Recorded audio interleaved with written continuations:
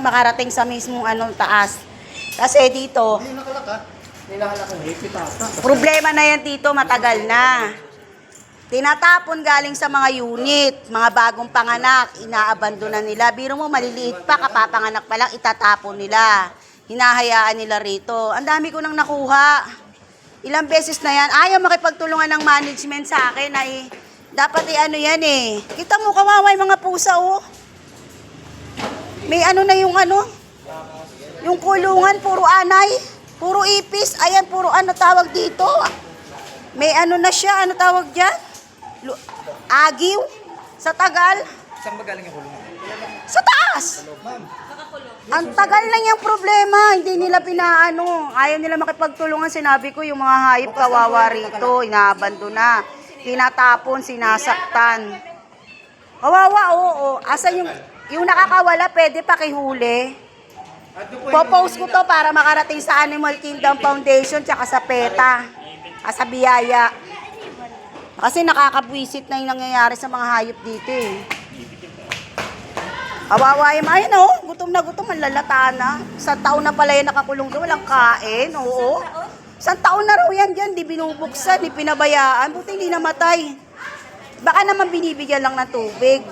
Tapos pagka... Hindi talaga natin pinakontak yung unit owner. Sa Tagal. Oo, kaya ngayon, pinorsa open na namin yung unit. Biro mo, tagal na pala niya, kawawa yung mga hayop. Meron pa naiwan.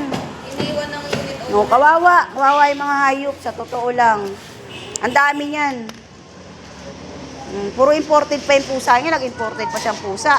Hindi pala niya kayang alagaan. Baka makatakas. Malalata na yung pusa eh, oh. Malalata na sila eh. Yan o yung, yan yung gumawa sa bintana. Yan. Ayan. Ito. Ayan, oh. Kawawa. Hindi makalakad o. Wala eh. Yung pakihana pwede. Kasi para makuha rin. Hindi pwedeng di makuha yun. Bahala kayo, popost ko talaga ito makarating to sa taas.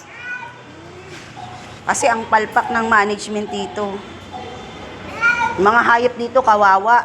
Pumayag sila ng pet friendly. Dapat chinecheck nila yung mga hayop.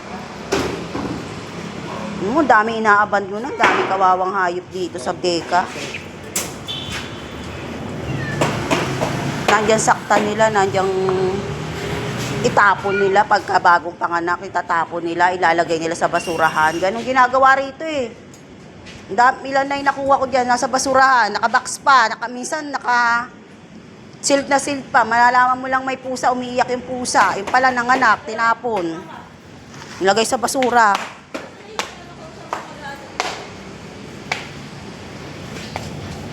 Oo, asa na? Tagal mo busy. Di nila iniintindi ngayon. Tapos ilalagay yan. Hindi nga sila tumutulong. Walang pagkakaisa kasi dito. Iba ditong pa naman nakatira rito. Akala mo kung sino. Sinasaktan yung hayop.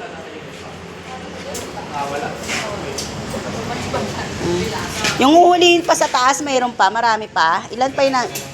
Sir na lang. Pakikuha yung nakakawala ha. Pakihanap yun kasi para may sama-sama sila. Yung nakatakas kasi gutom na yun. Tagal na palang di kumakain. Kukuha ko lang ng pagkain saglit. Tsaka tubig. Wait lang.